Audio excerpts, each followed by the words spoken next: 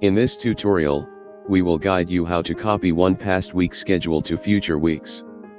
First, choose the source week you would like to copy from the week calendar slider available at the top of roster screen.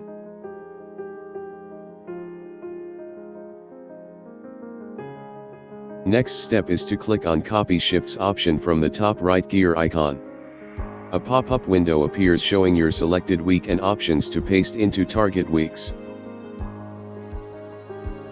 Now press Start Copy button to execute the process. Once completed, you will see acknowledgement message along with overlapped or skipped records details. In order to roll back this action, you can click Undo Copy button. Thank you for watching and stay tuned for more help tutorials.